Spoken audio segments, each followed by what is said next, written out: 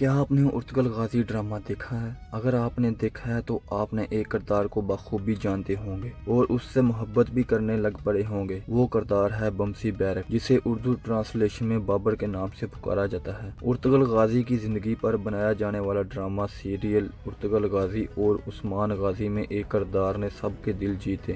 دو تلواروں سے دشمنوں پر طوفان بن کر ٹوٹنے والا بمسی بیرک کی بہادری سب نے دیکھی، لیکن کیا عثمانی تاریخ میں واقعی کوئی ایسا شخص تھا یا وہ ایک افسانوی کردار تھا؟ بمسی بیرک اغوز ترکوں کا ایک مشہور جنگجو تھا۔ اس کی زندگی کے بارے میں اغوز ترکوں کی معروف کتاب دیدے کرکت میں لکھا ہوا ہے۔ دیدے کرکت کی کہانی کے مطابق بمسی بیرک اغوز شہزادے بے بوڑے بے کا بیٹا تھا۔ قدیم روایات میں ہے ایک مرتبہ سب اغوز شہزادے ایک جگہ اکٹھے ہوئے۔ ان میں بے بوڑے بے واحد شہزادہ تھا جس کی کوئی اولاد نہ تھی اور وہ اس مجمع میں رو پڑا۔ اس کے بعد اس کا قبیلہ تباہ ہو جائے گا۔ اس کا نہ کوئی بھائی تھا اور نہ کوئی بیٹا۔ اس کی حالت کو دیکھ کر سب شہزادوں نے اللہ سے دعا کی کہ اللہ بے بوڑے بے کو نیک اولاد عطا فرما۔ اس موقع پر ایک اور شہزادے بے بوچن نے بھی ان سے اولاد کی دعا کروائی۔ کچھ عرصے کے بعد دونوں شہزادوں کو اولاد عطا ہوئی۔ بے بوڑے بے کے گھر ایک بیٹا پیدا ہوا جبکہ بے بوچن کے گھر ایک بیٹی پیدا ہوئی۔ کچھ عرصے کے بعد بے بوڑے بے نے اپنے کچھ غلاموں کو قسطو دنیا بھیجا کہ وہ اس کے بیٹے کے لیے تحائف اور دوسری چیزیں لے کر آئیں۔ چنانچہ سفر زیادہ تھا تو ان کی واپسی سالوں بعد ہوئی۔ جب وہ اتنی مہنگی اشیاء لے کر واپس آ رہے تھے تو ارض روم میں اپنے قبیلے سے تھوڑی دور افغان کے قلعے سے ان کے قافلے پر حملہ ہو گیا، لیکن وہاں ایک نوجوان نے دونوں ہاتھوں سے تلواروں کے ساتھ لڑتے انہیں سب ڈاکوؤں کو مار دیا اور ان قافلے والوں کو بچا لیا۔ اس نوجوان کی مہارت دیکھ کر قافلے والے بہت خوش ہوئے۔ یہ نوجوان ان سے رخصت لے کر قبیلے چلا گیا اور اپنے باپ کے خیمے میں جا کر بیٹھ گیا۔ یہ قافلہ جب قبیلے پہنچا تو یہ تاجر بے بوڑے بے کے خیمے میں گئے تو اسی نوجوان کو بے بوڑے بے کے ساتھ بیٹھا دیکھ کر انہوں نے اس کے ہاتھ چومنا شروع کر دیے۔ اسی پر بے بوڑے بے نے برہم ہوتے ہوئے کہا، یہ کون سی روایات ہے کہ باپ بیٹھا ہے اور تم بیٹے کے ہاتھ چوم رہے ہو؟ اس پر ان لوگوں نے قافلے پر حملے کی تمام صورتحال بتائی کہ کیسے اس لڑکے نے ڈاکوؤں سے ان کی جان بچائی۔ اس بات پر اس کا باپ بہت خوش ہوا۔ تب تک اس نے اپنے بیٹے کا کوئی نام نہیں رکھا تھا۔ ان قافلوں والوں نے دشمن کے سر اڑانے کی وجہ سے اسے بمسی بیرک کہا، جس کے بعد یہی اس کا نام پڑ گیا۔ بمسی بیرک نے جنوبی کفقان سے لے کر اناطولیہ تک بہت سی لڑائیاں لڑی۔ وہ بہادر ہونے کے ساتھ ساتھ ایک نرم دل اور مزاحیہ شخص تھا۔